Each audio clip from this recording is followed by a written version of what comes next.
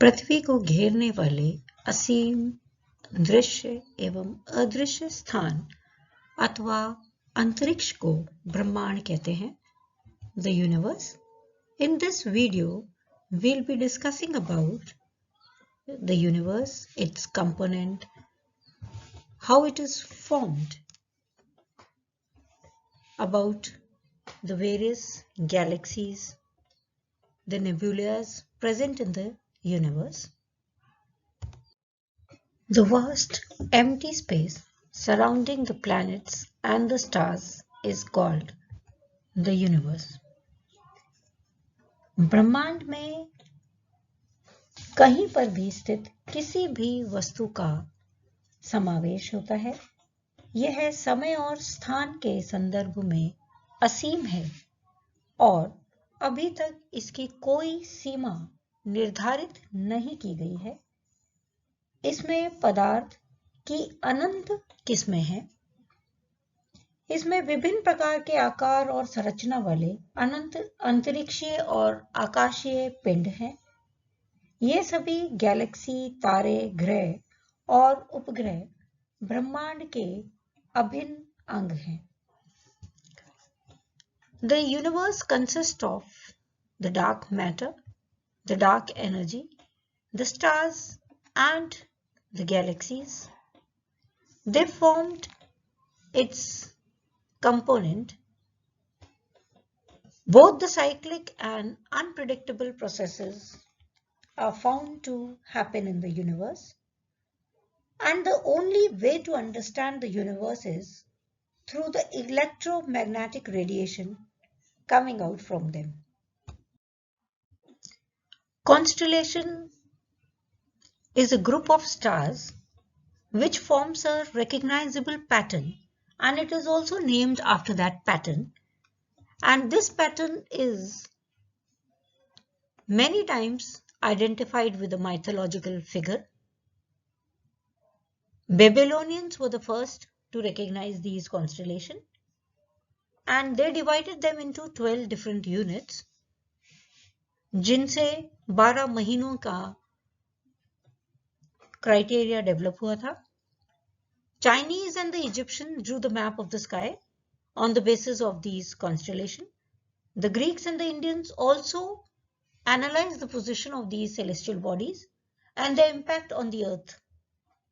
Hipparch in 130 BC formed a star catalogue.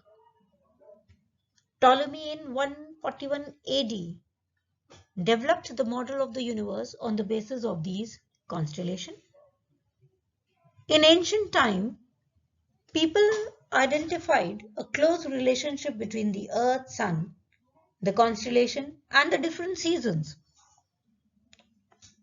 पृथ्वी के चारों ओर लगभग 27 ऐसे तारा समूह दिखते हैं रात को, जो कि आकाश में अलग अलग शेप लिए हुए चमकते हैं.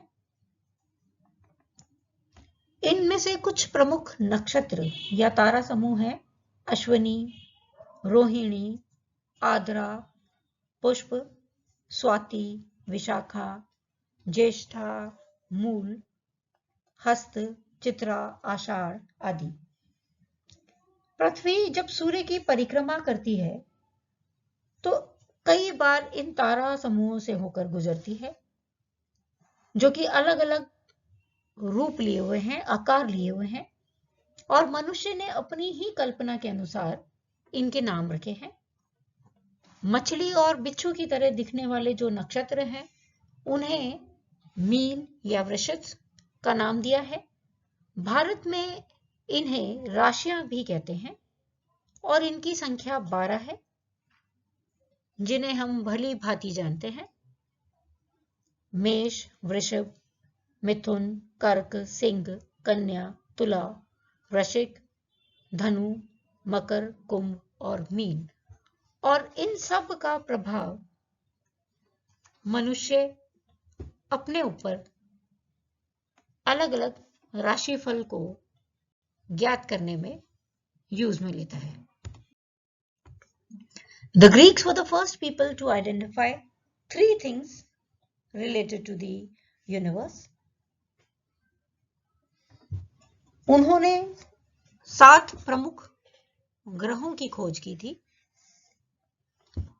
और उसके साथ ही एक सिस्टमैटिक मूवमेंट में ये बॉडीज घूमती हैं, ये उन्होंने पता लगाया था। और यूनिवर्स ब्रह्मांड के अंदर बहुत सारे तारे पाए जाते हैं। The first Greek philosopher was Thales, जिसने 624 बीसी में अपने विचार प्रकट किए थे। और एंशिएंट फिलोसोफर्स में से एरिस्टोटल ने कहा था कि the earth is spherical in shape. उसी तरह से एरिटार्क ने कहा था the universe is sun centred, यानी कि ब्रह्मांड सूरज के आसपास घूमता है। उसी तरह से एरिस्थोसीन ने 276 से 194 बीसी में कहा था कि the size of the earth has variation, it is not uniform. Now the founders of the modern astronomy, उनमें सबसे प्रमुख नाम आता है निकोलस कोपरनिकस का। दूसरा नाम आता है टाइको ब्रे का, केपलर का, फिर गैलीलियो का और न्यूटन का। इन्होंने अपनी जो फाइंडिंग्स है, they form the basis for all the present day astronomical and astrophysical studies and applications। और इनको हम एक एक कर नेक्स्ट स्लाइड्स में देखेंगे। 1543 में पोलैंड के खगोलविज्ञ कोपरनिकस ने सूर्य को विश्व के केंद्र में माना, न कि पृथ्वी को। कोपरनिकस के सिद्धांत के अनुसार पृथ्वी के बदले सूर्य को केंद्र में स्वीकार किया गया, परंतु उनकी यह मान्यता केवल सौर परिवार तक ही सीमित रही। उन्होंने इसके साथ साथ ही Mercury, Venus, Mars, Jupiter and Saturn के बारे में कहा कि ये भी उसी तरह से सेम सिस्टम के अंदर घूमते हैं। J. Kepler was the first to identify the path of each planet around the sun is not circular, but it is elliptical. Galileo, जो कि इटली के एक साइंटिस्ट थे, उन्होंने भी सूर्य केंद्रित संकल्पना का सपोर्ट किया। He also supported the sun-centered theory of the solar system। और उनके जो contribution थे, they were related to the behavior of moving objects। उसी तरह से दूसरा जो contribution उन्होंने खगोलीय विज्ञान में दिया, that is the weight of an object does not affect its rate of fall। Air resistance has a role to play for light objects। Galileo ने टेलीस्कोप को काम में लेते हुए अनेक खोज की। उन्होंने जुपिटर की 4 उपग्रह खोजे, 4 सैटेलाइट्स ऑफ जुपिटर। सेकेंडली, उन्होंने देखा कि the planets are circular disc like bodies. Venus has phases like moon. चंद्रमा की कलाओं के जैसे ही वीनस की भी अलग अलग कलाएं आकाश के अंदर दिखती हैं। Next, he discovered that the moon surface has mountains, craters and plains। चंद्रमा की सतह पर पहाड़, मैदानी भाग और क्रेटर्स पाए जाते हैं। The sun has both hot high temperatures and dark low temperature spots, जिन्हें हम सन स्पॉट्स के नाम से भी जानते हैं। ये गैलीलियो ने अपने टेलीस्कोप के माध्यम से विश्व को बताया था। न्यूटन उस टाइम के एक प्रसिद्ध वैज्ञानिक थे, जिन्होंने पहली बार ये एक्सप्लेन किया कि why the planets move around the sun. सारे ग्रह सूरज का चक्कर क्यों लगाते हैं। Newton proved that the idea of Galileo, जो कि था कि no force was needed to keep an object in the motion, कि कोई फोर्स नहीं चाहिए थी किसी भी बॉडी को मूवमेंट में रखने के लिए, और इसी से उन्होंने अपनी फर्स्ट लॉ ऑफ मोशन को खोजा था।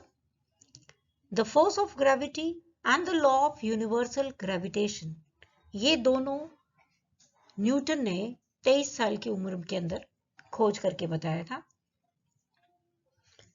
जो कि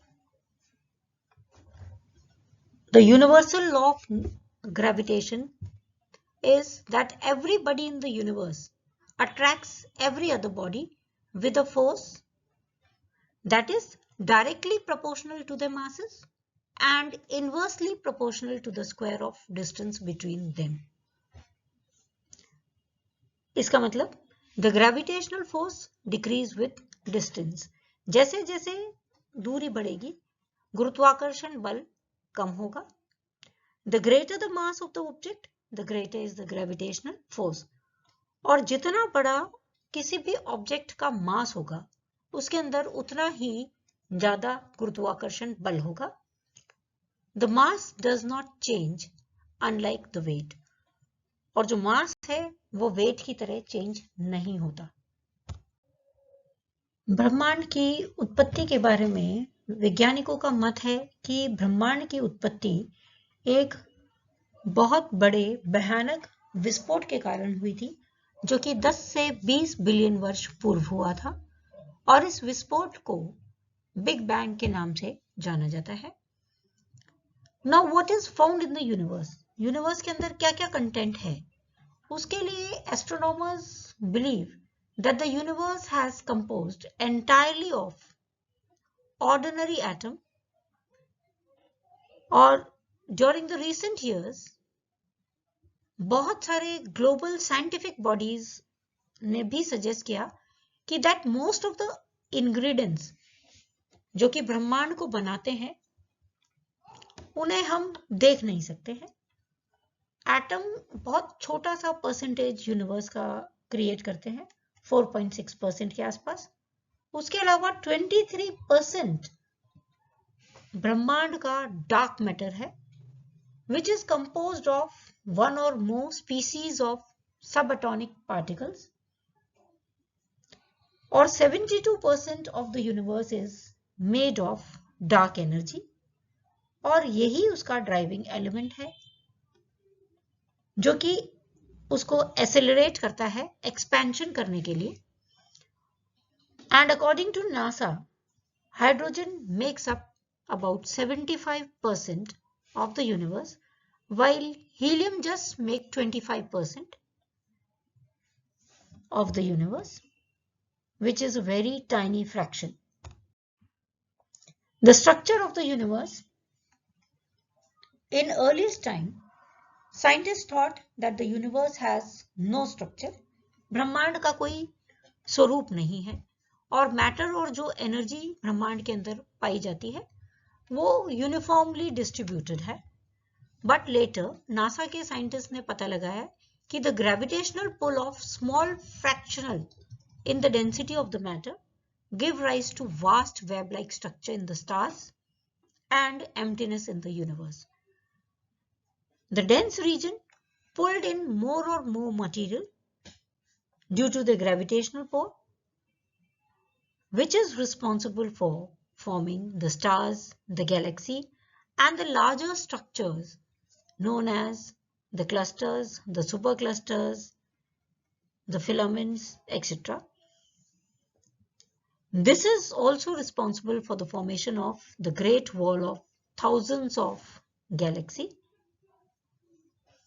The less dense region did not grow, evolving into areas of emptiness space, which are called voids. ब्रह्मांड अंतरिक्ष का विस्तार धीरे धीरे हो रहा है. इट इज नॉट स्टैटिक, और ये डिस्कवर किया था हबल ने 1920 में. 1998 में हबल स्पेस टेलीस्कोप ने ऑब्जर्व किया कि universe is expanding slowly nowadays, और पहले वो बहुत स्पीड से एक्सपैंड कर रहा था. द अननोन फोर्स जो कि इस एक्सपेंशन को बढ़ावा देता है, एक्सेलरेट करता है एक्सपेंशन को, that is called dark energy. और यूनिवर्स, ये हमने पहले भी देखा था कि the universe is born due to a big bang. भयानक विस्फोट से यूनिवर्स का ओरिजिन हुआ था। और when the universe was just 10 to 35 seconds of age, उस time incredible burst of expansion, जिसे हम इन्फ्लेशन कहते हैं, वो इतनी फास्ट स्पीड से, we can say the speed of light से एक्सपैंड हुआ था। And during this period universe just doubled 90 times of its size. जो उसका साइज था उससे 90 गुना बड़ा हो गया था।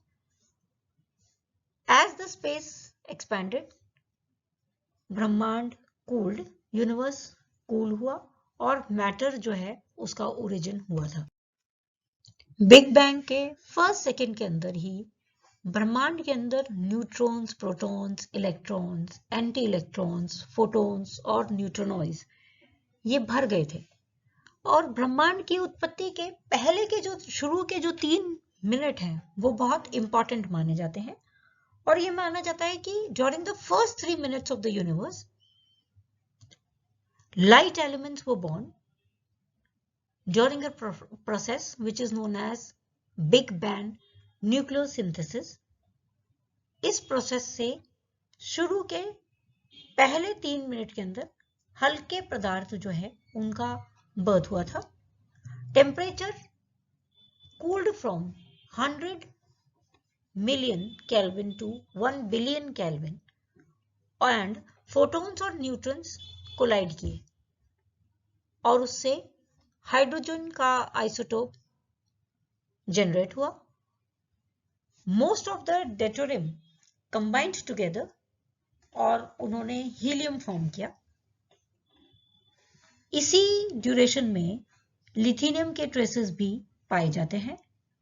According to the France national centre of space research CNES, for the first 380,000 years or so, the universe was essentially too hot for light to shine. Now the age of the universe. The universe is estimated to be 13.8 billion year old with a plus minus of 130 million years. और उसी के comparison में अगर सौर मंडल का origin देखें तो it is just 4.6 billion year old. Now the shape of the universe. Universe का क्या शेप है, क्या आकृति है? The shape of the universe depend upon its struggle between the rate of expansion and the pull of gravity.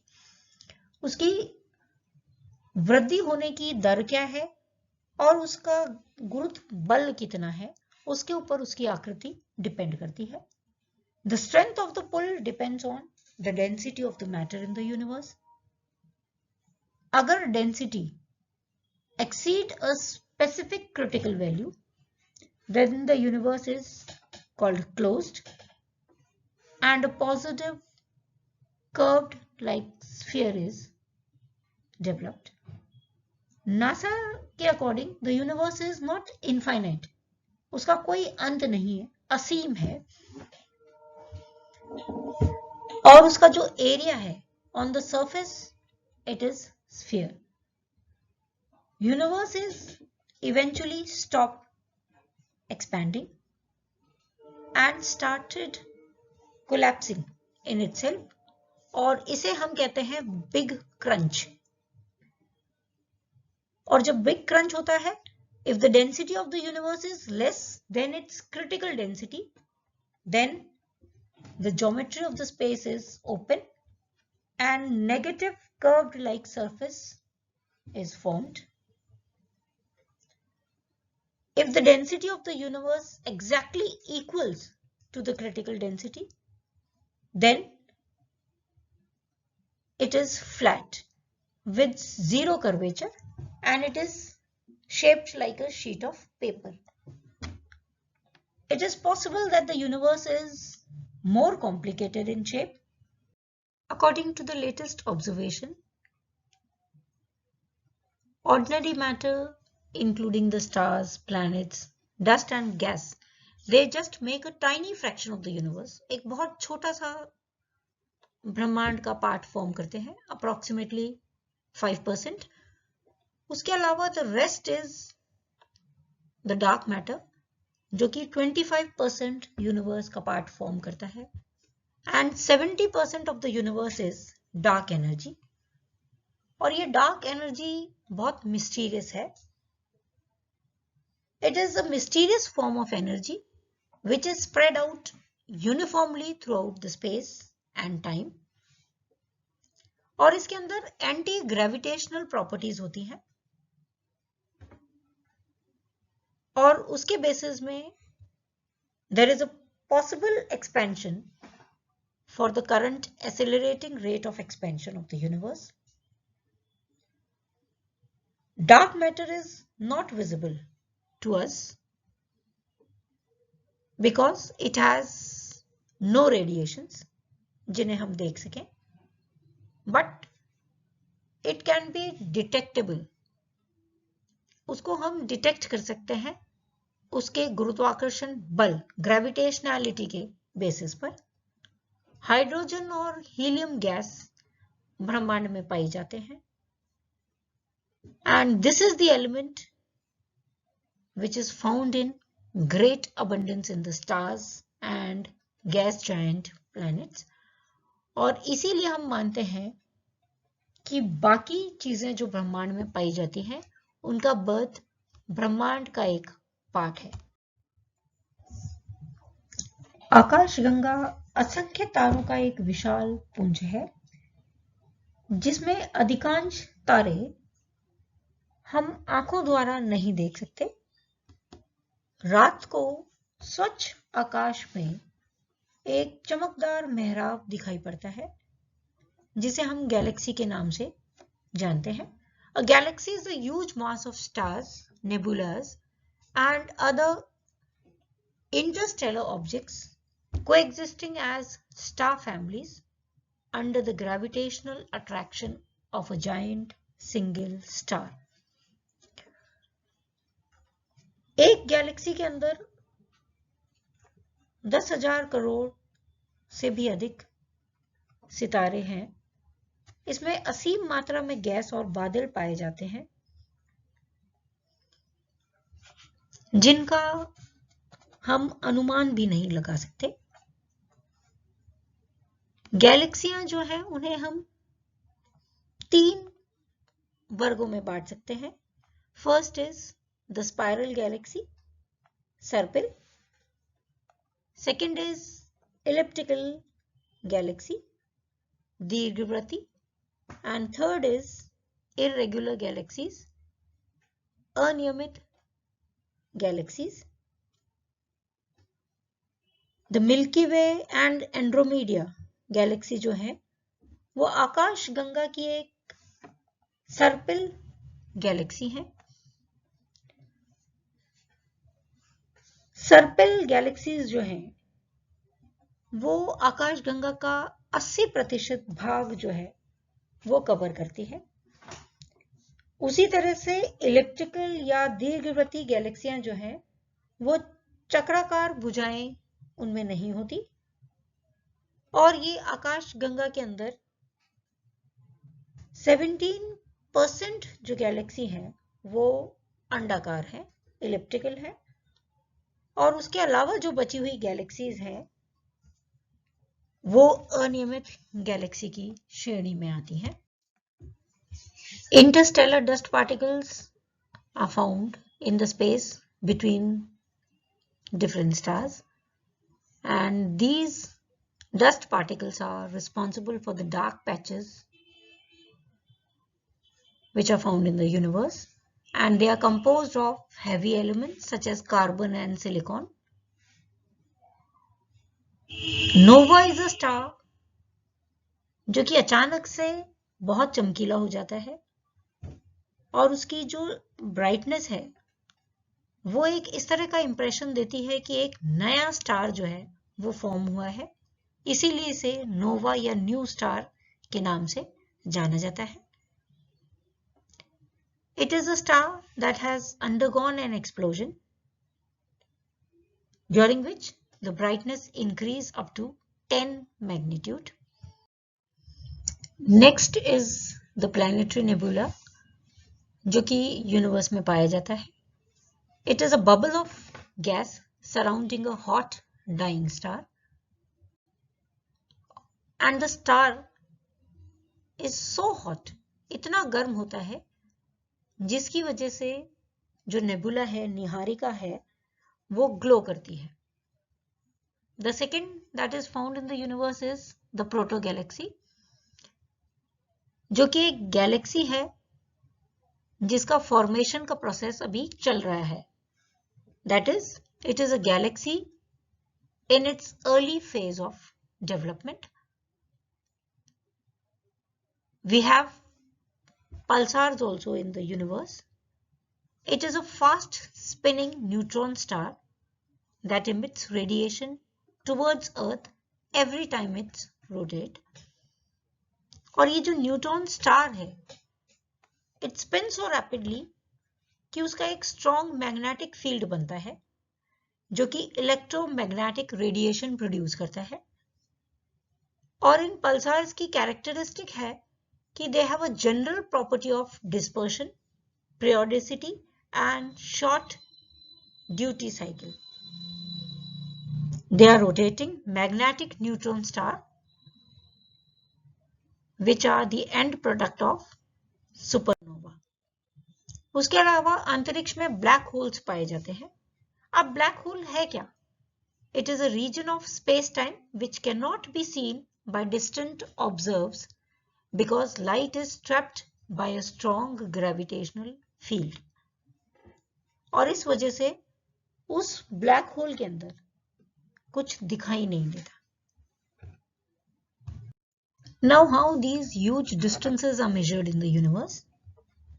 The first unit of measurement is the light year, which is equivalent to the distance that light travels in 1 year, which is 9.4607 multiplied by 1012 kilometers, and it approximately comes to 6 million miles.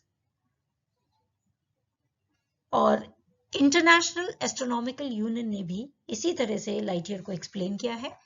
The light year is the distance that light travels in vacuum in 1 Julian year, that is 365.25 day. प्रकाश वर्ष वह दूरी है जो प्रकाश की किरणें लगभग 3 lakh kilometre प्रति सेकंड की गति से एक वर्ष के अंदर तय करती हैं. Astronomical unit is the second unit which is used to measure the distance, and this unit is used in our solar system and it describes the distance,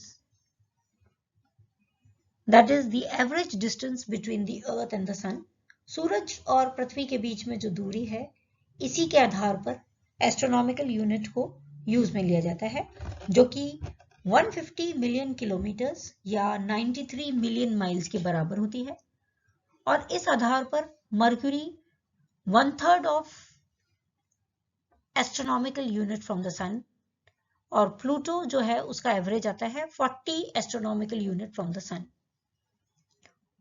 उसी तरह से parsec is also a unit of measurement which is equal to 3.3 light years. अब हम देखेंगे इनके basis पर दूरियां कितनी कितनी हम मेजर कर सकते हैं. क्रैब जो एक सुपरनोवा है वो 4000 लाइट ईयर्स दूर है. उसी तरह से मिल्की वे गैलेक्सी 1,50,000 लाइट ईयर्स लंबी है, लेंथ है उसकी. एंड्रोमीडिया गैलेक्सी है जो कि 2.3 मिलियन लाइट ईयर्स अवे है हमसे। प्रोक्सिमा सेंचुरी जो कि हमारा सबसे करीबी स्टार माना जाता है, वो भी 40208,000,000,000 किलोमीटर अवे है, जो कि एस्ट्रोनॉमिकल यूनिट के अंदर बात करें तो 268,770 एस्ट्रोनॉमिकल यूनिट हमसे दूर है। जब हम डिस्टेंसेस ऑफ स्टार्स की बात करते हैं तो हम एस्ट्रोनॉमिकल यूनिट को यूज में नहीं लेते हैं, लाइट ईयर को यूज में लेते हैं। And one of the most accurate method जो कि एस्ट्रोनॉमर्स यूज करते हैं डिस्टेंसेस को मेजर करने के लिए, दैट इज पैरालेक्स। अब पैरालेक्स क्या है?